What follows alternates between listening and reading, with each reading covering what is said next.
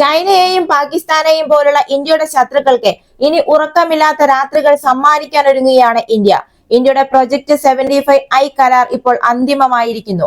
ഇന്ത്യയും ജർമ്മനിയും തമ്മിലുള്ള കരാർ ഇതിന്റെ അന്തിമ ഘട്ടത്തിലാണ്. ഈ കരാർ ഇപ്പോൾ അന്തർവാഹിനികൾ വാങ്ങുന്നതിനുള്ള ഒരു കരാർ മാത്രമല്ലിത്. ഇന്ത്യ ലോകത്തിലെ ഒരു പ്രധാന സബ്മറൈൻ നിർമ്മാണ കേന്ദ്രമാക്കി മാറ്റാനുള്ള പദ്ധതി കൂടിയാണിത്. ഏകദേശം $10 ബില്യൺ കരാറാണ് ഇത്. ഈ കരാർ പ്രകാരം ഇന്ത്യൻ നാവികസേനയ്ക്ക് 6 അത്യാധുനിക അന്തർവാഹിനികളാണ് ലഭിക്കാൻ പോകുന്നത്. ഇതിൽ ഏറ്റവും പ്രധാനമായി ഈ അന്തർവാഹിനികൾ സാധാരണ മോഡലുകളായിരിക്കില്ല എന്നതാണ്. മറിച്ച് ഇന്ത്യയുടെ പ്രത്യേക ആവശ്യങ്ങൾക്കനുസൃതമായി രൂപകൽപ്പന ചെയ്ത ഒരു ഹൈബ്രിഡ് രൂപകൽപ്പനയായിരിക്കും ഇത്. അത് മാത്രമല്ല, ഈ അന്തർവാഹിനികൾ മറ്റു രാജ്യങ്ങളിലേക്ക് കയറ്റുമതി ചെയ്യാനുള്ള അവകാശവും ഇന്ത്യക്ക് ലഭിച്ചിട്ടുണ്ട്. അതായത് നമ്മുടെ IDRWന്റെ റിപ്പോർട്ട് അനുസരിച്ച് ഇന്ത്യക്ക് ലഭിക്കുന്ന ഈ അന്തർവാഹിനികൾ ജർമ്മനിയുടെ പ്രശസ്തമായ U214ഉം പുതിയ U212CD ക്ലാസും ചേർന്നതായിരിക്കും. ഇന്ത്യൻ സമുദ്ര സാഹചര്യങ്ങൾക്ക് അനുയോജ്യമായ രീതിയിൽ അവ പുനർരൂപകൽപ്പന ചെയ്തിട്ടുണ്ട്. ഈ അന്തർവാഹിനികൾ വലുതുമായിരിക്കും. ഏകദേശം 2500 ടൺ ഭാരമായിരിക്കും ഇതിനുണ്ടാവുക. ഇത് യഥാർത്ഥ ജർമ്മൻ മോഡലിനേക്കാൾ 500 മുതൽ 600 ടൺ വരെ കൂടുതലാണ്. ഇതിനർത്ഥം ഈ അന്തർവാഹിനികൾക്ക് കൂടുതൽ ആയുധങ്ങൾ വഹിക്കാനും കൂടുതൽ നേരം വെള്ളത്തിനടിയിൽ തുടരാനും സാധിക്കും എന്നതാണ്. ഈ കരാറിലെ ഏറ്റവും വിപ്ലവകരമായ വശം എന്നത് മസഗോൺ ഡോക്ക് ഷിപ്പ് ബിൽഡേഴ്സ് ലിമിറ്റഡിന് ഈ അന്തർവാഹിനികൾ വിദേശത്തേക്ക് കയറ്റുമതി ചെയ്യുന്നതിനുള്ള ലൈസൻസ് ലഭിച്ചു എന്നതാണ്. ഇതിനർത്ഥം ഇന്ത്യ സ്വന്തം സൈന്യത്തിനായി ഈ അന്തർവാഹിനികൾ നിർമ്മിക്കുക മാത്രമല്ല, ഭാവിയിൽ മറ്റു രാജ്യങ്ങളിലേക്ക് കയറ്റുമതി ചെയ്യാനും ഇന്ത്യക്ക് കഴിയും എന്നതാണ്.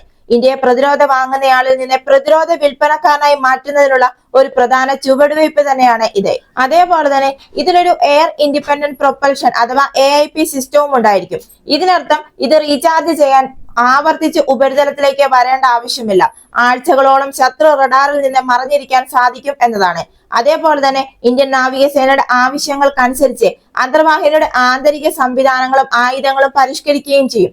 ഇന്ത്യൻ മിസൈലുകളും ടോർപിഡോകളും ഘടിപ്പിക്കുകയും ചെയ്യും. അതായത് ഈ പദ്ധതിയിലെ അവസാന അന്തർവാഹിനി പൂർത്തിയാകുമ്പോഴേക്കും അതിന്റെ 60% ഇന്ത്യയിൽ നിർമ്മിച്ചത് ആയിരിക്കും. ഇതൊരു സ്വാശ്രയ ഇന്ത്യ എന്ന സ്വപ്നം സാക്ഷാത്കരിക്കുന്നതിന് തുല്യമാണ്. ഒരു അന്തർവാഹിനി നിർമ്മിക്കുക എന്നത് ലോകത്തിലെ തന്നെ ഏറ്റവും ബുദ്ധിമുട്ടുള്ള കാര്യങ്ങളിൽ ഒന്നാണെന്നത് ശ്രദ്ധിക്കേണ്ട കാര്യം തന്നെയാണ്. ഭാവിയിൽ പൂർണ്ണമായും തദ്ദേശീയമായി നിർമ്മിച്ച അന്തർവാഹിനികൾ നിർമ്മിക്കുന്നതിനാവശ്യമായ കഴിവുകൾ ഇന്ത്യൻ എഞ്ചിനീയർമാർക്കും തൊഴിലാളികൾക്കും ഈ പദ്ധതി മുഖാന്തരം ലഭിക്കുകയും ചെയ്യും. ഇന്ത്യക്ക് ഇത് ഒരു നിർണായക പദ്ധതി തന്നെയാണ്. ഇന്ത്യൻ നാവികസേനയുടെ അന്തർവാഹിനി കപ്പൽപ്പടയ്ക്ക് പ്രായമാവുകയാണ്. റഷ്യയിൽ നിന്ന് വാങ്ങിയ പഴയ കിലോ ക്ലാസ് അന്തർവാഹിനികൾ വിരമിക്കാൻ പോകുന്നു. അതേപോലെ തന്നെ കാൽവരി ക്ലാസ് അന്തർവാഹിനികൾ സ്വന്തമാക്കിയിട്ടുണ്ട് എങ്കിലും സമുദ്ര ആധിപത്യം നിലനിർത്താൻ ഇവ അത്ര പര്യാപ്തമല്ല.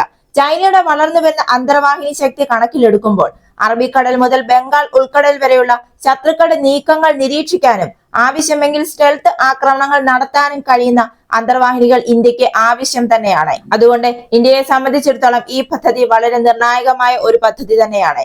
ഇതുപോലെയുള്ള പ്രതിരോധ വാർത്തകൾക്ക് വേണ്ടി മറക്കാതെ തന്നെ ഈ ചാനൽ ഒന്ന് സബ്സ്ക്രൈബ് ചെയ്യുക. ഈ വീഡിയോ ഇഷ്ടമായെങ്കിൽ ഒരു ലൈക്ക് തരിക. മറ്റൊരു വീഡിയോയുമായി വീണ്ടും കാണാം.